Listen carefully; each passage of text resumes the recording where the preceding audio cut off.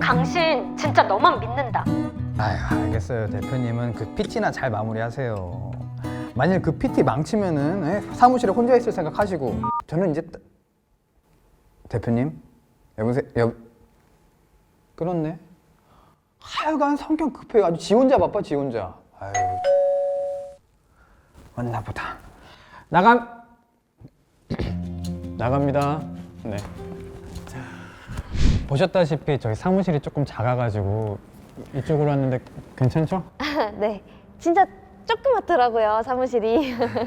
저희가 이제 스타트를 이제 시작해가지고 이제 시작하신 거면 저도 창업 멤버네요? 창업 멤버요? 아휴, 생각보다 되게 당돌하시네요. 일단 그 일러스트 작업 포트폴리오를 보니까 아르바이트 경험도 많으시고 알바? 알바몬? 알바 천국! 알바 천국 알바몬. 아우. 그러니까 면접 잘 봤다니까요. 제가 딱 괜찮은 사람 같아 보여가지고 다음 주에 딱 오라고 했어요, 제가. 그래, 뭐 신이 너가 본 안목이니까 믿어 의심치 않지. 근로 조건에 대해서는 잘 설명했어? 그 근로계약서는 출근 날에 쓴다고 말했지? 첫 출근 날에 대략적으로 말은 하겠지만 그래도 말을 해주는 게 좋으니까. 근로조건이요? 근로조건이 뭔데요? 뭐? 너 내가 근로 조건 설명해줬잖아. 맞다. 근데 그게 그렇게 중요해요? 어이구, 당연하지. 근로계약을 통해서 부당한 근로에서 보호받을 수 있는 건데? 아니 어떻게 근로자인 너가 사용자인 나보다 더 그걸 몰라.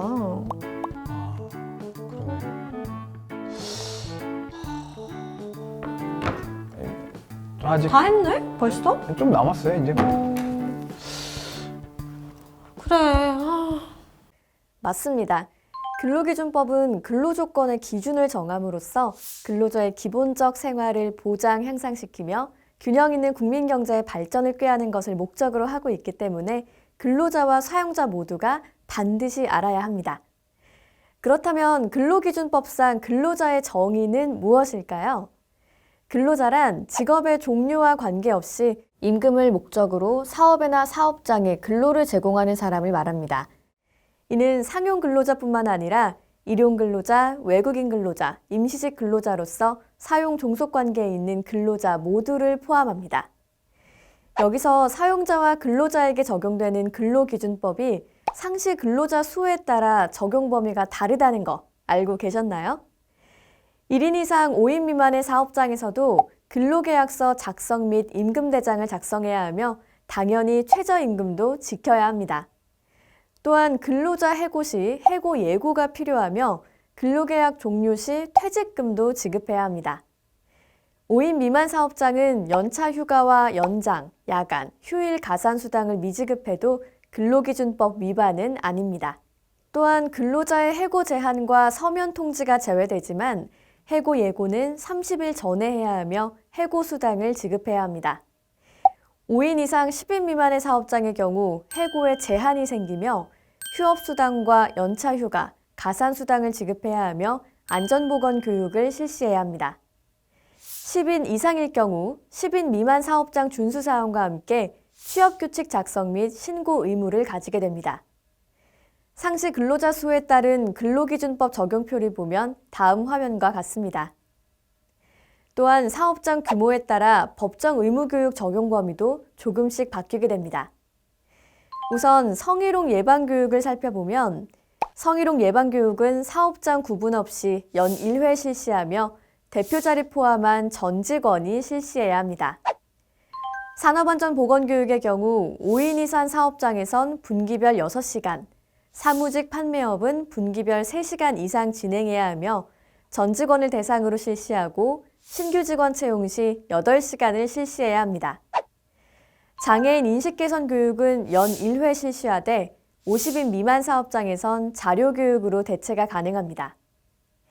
위 3개의 교육은 실시하지 않았다면 과태료 부과가 됩니다. 그리고 개인정보 보호 교육은 연 1회 실시하되 교육을 하지 않더라도 과태료 처분은 없지만 개인정보 관련 사고 발생 시 과태료 및 민형사상 책임이 부과되니 가급적이면 진행하는 것이 좋습니다. 와, 대표님은 어떻게 이런 걸 다 알고 계세요? 당연하지. 우리 회사가 이제 창립을 한 이상 인력이 우리 회사 성장의 가장 큰 중심 아니겠어요? 근데 제대로 된 대우와 근로 환경을 마련해주지 못한다면 이 인력들이 과연 성장을 할 수 있을까? 전 그렇게 생각을 하거든요. 그래서 대표로서, 사용자로서 이런 지식들은 기본적으로 알고 있어야죠. 아, 역시 우리 대표님은 정말 믿음직스러워요. 정말로. 그래서 숙제가 있습니다. 숙제요? 네. 근로기준법에 대해서 공부를 해오도록 하세요. 아니, 명색이 창립 멤버인데 이제 밑으로 직원들도 많이 들어오고 할 텐데 근로기준법 모르면은 그게 말이 되겠어요? 공부요? 아, 공부해야죠. 근로기준법.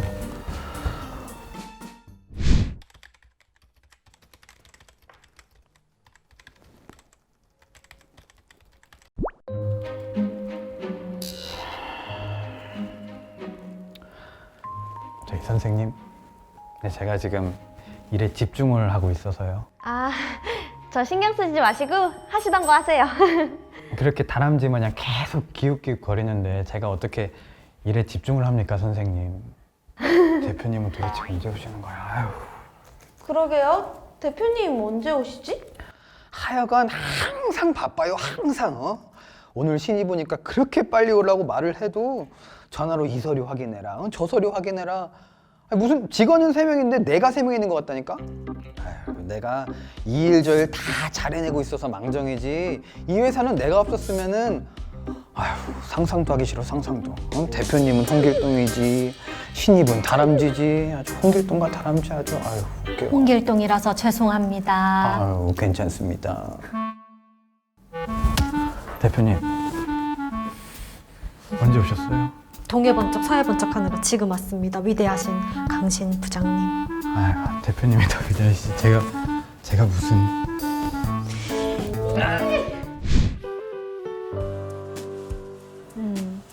그래서 이제 이렇게 보시면 근로시간, 여기 장소, 본사 주소, 임금 이렇게 지급되고요. 근로시간은 9시부터 오후 6시까지, 휴게시간은 12시부터 1시까지. 근로계약서 한번 천천히 보세요. 여기다 사인하면 될까요? 벌써 다 읽어보셨어요? 아니요, 뭐 임금만 안 밀리면 되는 거 아니에요? 아이고, 여기 또 강신 같은 분이 오셨네. 지은 씨. 근로계약서는요. 창업자 여러분, 그리고 창업의 길에 같이 힘을 내시고 있는 근로자 여러분들, 왜 근로계약서 작성이 필요할까요? 근로계약서란 사업주와 근로자의 근로 조건에 대한 상호 합의며 분쟁 발생 시 객관적인 증거로 활용됩니다.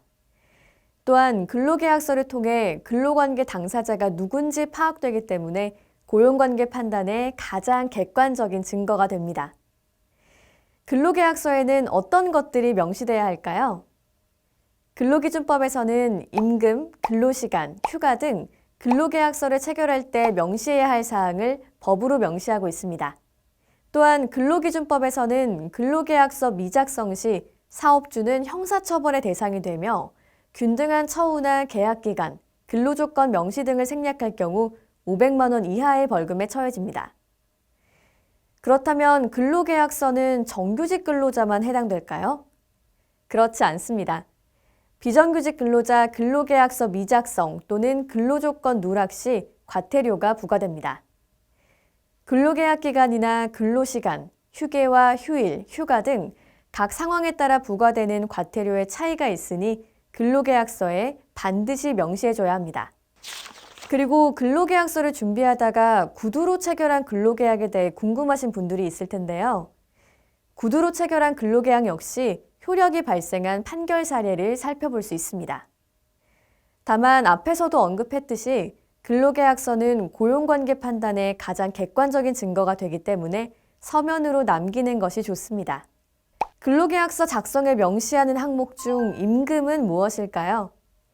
임금이란 사용자가 근로자에게 근로의 대가로 지급한 것이며 호의적 또는 실비 변상적인 금품이 아니어야 합니다.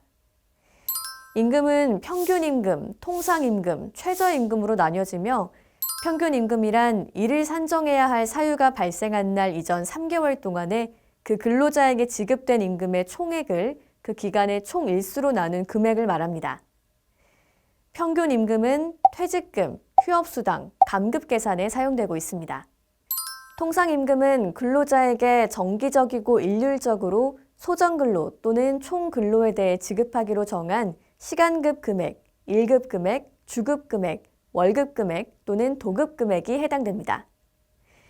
통상임금은 연장, 야간, 휴일 근로수당, 해고 예고수당, 출산 전후 휴가급여, 육아기 근로시간 단축급여 지급을 위한 기초임금으로 사용됩니다. 최저임금은 임금의 최소 수준을 법으로 강제하는 것이므로 근로자와 사용자 사이의 근로계약 중 최저임금에 미치지 못하는 금액을 임금으로 정한 부분은 무효로 하며 이 경우 무효로 된 부분은 이 법으로 정한 최저임금액과 동일한 임금을 지급하기로 한 것으로 봅니다. 근로시간이란 근로자가 사용자의 지휘 감독 아래 근로계약상의 근로를 제공하는 시간을 의미합니다. 법정 근로시간은 일일 8시간, 일주 40시간이며 15세 이상 18세 미만의 청소년 근로자일 경우 일일 7시간, 일주 35시간입니다. 연장 근로시간은 법정 근로시간을 초과한 근로시간으로 만일 일일 10시간 근무했다면 2시간의 연장 근로시간이 발생한 겁니다.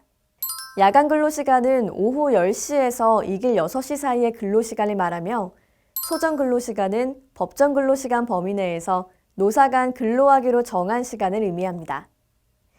근로시간이 있다면 휴게시간도 필요하겠죠. 휴게시간이란 사용자의 지휘 명령으로부터 완전히 벗어난 자유롭게 이용하는 시간으로 근무시간이 4시간 이상일 경우 30분 이상 부여하고 근무시간이 8시간 이상일 경우 1시간 이상의 휴게시간이 부여됩니다. 휴게시간은 급여가 나가지 않는 무급 원칙으로 삼으며 근로시간 도중에 부여가 됩니다. 다음으로 유급휴일, 연차휴가에 대해 살펴보겠습니다.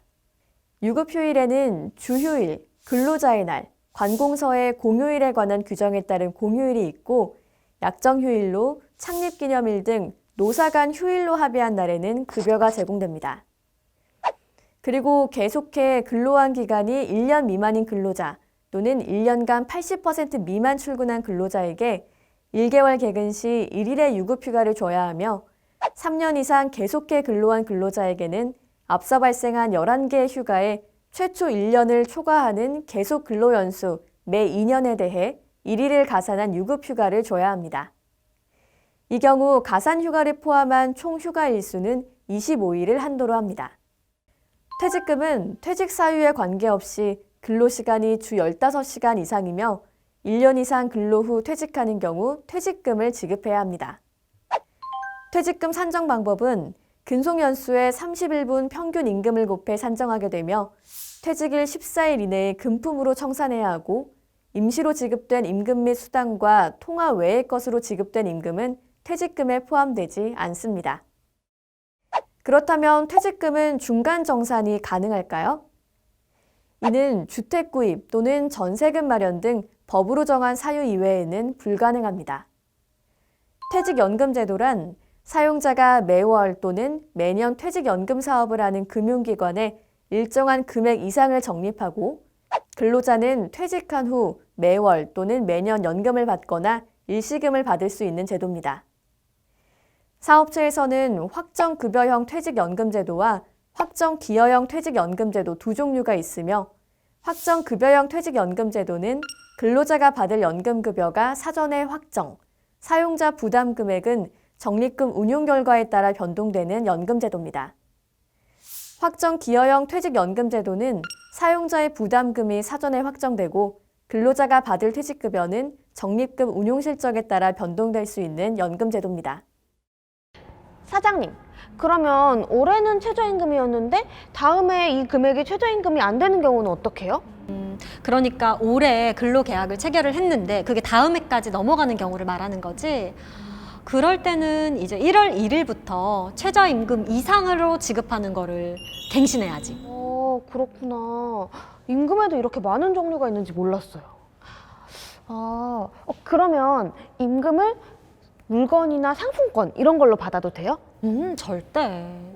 이 임금 지급의 원칙이 4가지가 있어요. 먼저 직접 지급의 원칙, 그리고 전액 지급의 원칙, 또 통화 지급의 원칙, 그리고 마지막으로 정기 지급의 원칙, 이렇게 4가지가 있거든요. 말 그대로 이 직접 지급은 근로자에게 직접 지급할 것, 또 전액 지급할 것, 그리고 통화 지급은 상품권이나 물건으로는 안 돼요. 현금으로 지급할 것.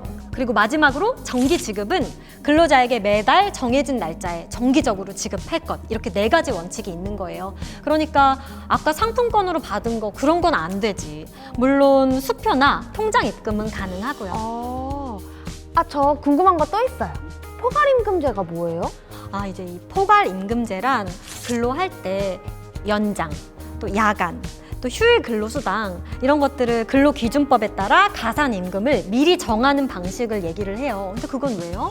아니 실은 여기 면접 보기 전에 다른 곳에서 야근이 많아서 포괄임금제라고 했었거든요. 근데 모르는 말이기도 하고. 그래. 그 포괄임금제는 사실 근로시간 산출이 굉장히 어려워요. 그래서 예상되는 근무시간을 기초로 작성한 임금 계산 방식인데, 다만 이 방식이 근로기준법상의 임금 계산 방식보다 불리하면 안 되고, 또 근로자와 포괄임금제에 대한 명시적인 합의가 있어야만 가능한 거죠. 뭔가 복잡하네요. 복잡할 거 없어요. 쉽게 생각해 보면 포괄임금은 연장, 야간, 휴일 이런 근로수당을 미리 계산해서 매월 포괄된 임금으로 지급하는 방식이다, 이렇게 이해를 하시면 될 것 같고, 일반적인 임금 지급 방식은 추가 근로가 있을 때만 그 해당 월임금에 지급을 하는 방식이죠. 알겠어요. 근데 퇴직금도 명시해야만 하는 거예요? 그치? 그러면 우리 여기 아래 항목에 적힌 근로시간과 퇴직금에 대해서도 한번 알아볼까?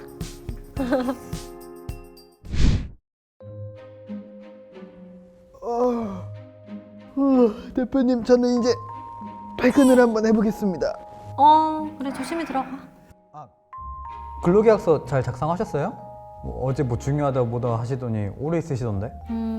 그거 오늘 근로계약서부터 임금, 퇴직금까지 하나하나 설명해줬지. 그 새로운 친구 있잖아요.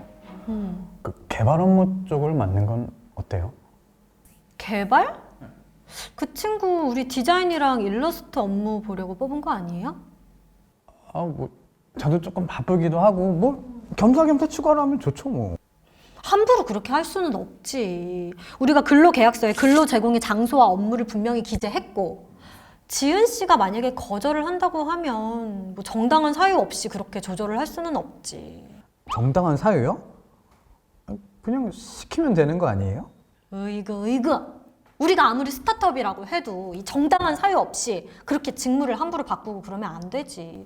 인사이동은 이 업무의 필요성과 그리고 근로자 개인이 받는 불이익을 비교해야 되기도 하고, 그리고 근로자 개인의 의견도 수렴을 해야 되고, 그렇게 함부로 바꿀 수 있는 문제가 아니에요. 우리가 좀 성장을 하려면 이런 사소한 것부터 지켜야 되지 않을까요? 응? 그죠, 지켜야죠. 나는 개인적으로 가장 중요한 재산이 이 인재라고 생각을 하거든요.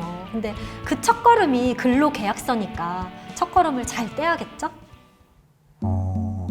그러면 대표님은 오늘 첫걸음마를 떼신 거네요, 그죠? 첫걸음마? 그렇죠. 이제 막 첫걸음마 뗀 거죠.